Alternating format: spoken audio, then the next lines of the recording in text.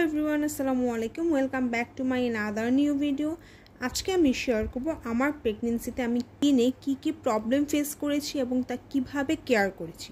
বাজেটের মধ্যে কিছু প্রোডাক্টস আর ঘরের ইনগ্রেডিয়েন্টস ইউজ করে আমি কিভাবে আমার stretch marks, acne, dryness, dark নেকের কেয়ার করে ভালো উপকার পেয়েছি সেটাই আপনাদের সাথে আজকে ইন ডিটেইলস শেয়ার করব। তাহলে চলুন আর দেরি না করে চলে যাচ্ছি মূল ভিডিওতে।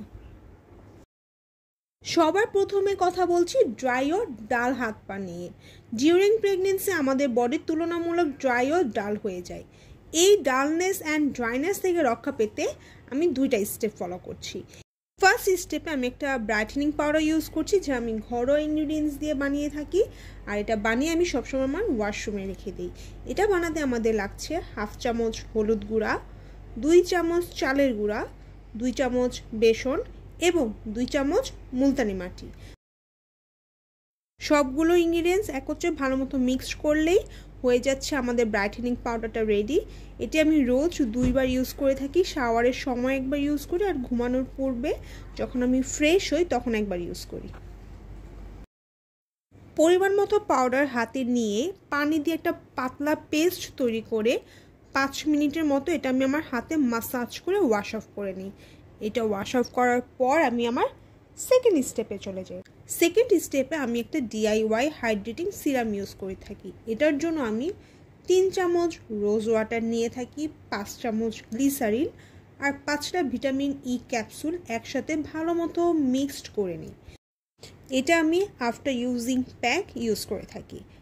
একবার এই স্টেপ দুটো ফলো করেই দেখেন, সস্তায় একটা টোটকা পেয়ে যাচ্ছেন উইদাউট এনি সাইড এফেক্ট। এছাড়াও এটা আমি রাতে শোয়ার সময় আমার সাথে নিয়ে ঘুমাই। কোনো এরিয়াতে ড্রাইনেস ফিল হয় তখন আমি এটা ইউজ করে থাকি। এরপর সেকেন্ড প্রবলেম হলো স্ট্রেচ মার্কস। ডিউরিং প্রেগনেন্সি এটা সবচেয়ে বড় একটা ইস্যু, এটা হওয়া স্বাভাবিক। একটা কথা আমি ক্লিয়ার করতে চাই, তা হলো স্ট্রেচ মার্কস কমপ্লিটলি রিমুভ করা সম্ভব না, বাট আমি যেভাবে ফলো করেছি এভাবে তুলনামূলক খুবই সামান্য স্ট্রেচ মার্কস হয়েছে। প্রেগনেন্সির শুরু থেকে আমি যেখানে যেখানে আমার মনে হয়েছে ইচিং হচ্ছে বা স্ট্রেচ মার্কস পড়ার পসিবিলিটি রয়েছে আমি ওই এরিয়াগুলোতে রোজ 2 বার করে অলিভ অয়েল মাসাজ করতাম। অলিভ অয়েলের পাশাপাশি স্ট্রেচ মার্কসের জন্য আমি প্যাক্সমলির এই স্ট্রেচ মার্ক ক্রিমটা ইউজ করছি লাস্ট 2 মান্থস যাবত। খুবই ভালো একটা ক্রিম, রোজ সকাল ও রাতে আমি এটা ইউজ করি স্ট্রেচ মার্কস এরিয়াতে।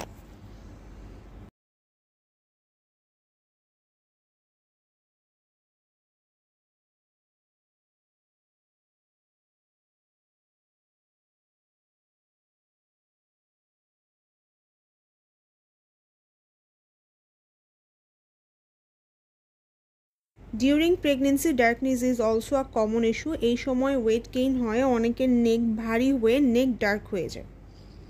আলহামদুলিল্লাহ আমি এই প্রবলেমটা ফেস করিনি।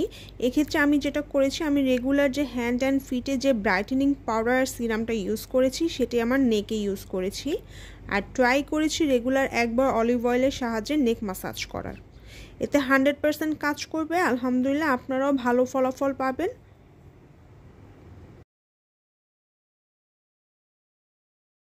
আমার প্রেগনেন্সির শুরুতে আমি যে প্রবলেমটা ফেস করে এসেছি সেটা হচ্ছে অ্যাকনে। আমার স্কিনে প্রচুর অ্যাকনে হতো, স্কিনে তাকালে নিজেরই কান্না পেতো, এত অ্যাকনে হতো। আলহামদুলিল্লাহ এখন অনেকটা কমে আসছে।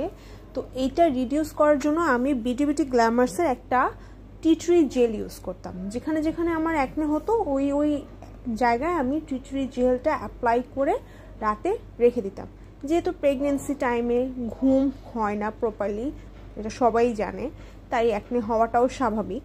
আর এই অ্যাকনে থেকে অ্যাকনে মার্কস যাতে না হয় এর জন্য আমি এক্সিস্টের এই ডার্ক স্পট কারেক্টিং সিরামটা ইউজ করতাম। যেহেতু এখানে নায়াসিনামাইড আছে, সো এটা ডার্ক স্পটের জন্য খুবই ভালো কাজ করে থাকে। সো আজকের ভিডিওটা এই পর্যন্ত। এখানে আমি আমার ভিডিওটি শেষ করছি। সবাই ভালো থাকবেন, সুস্থ থাকবেন। আল্লাহ হাফিজ।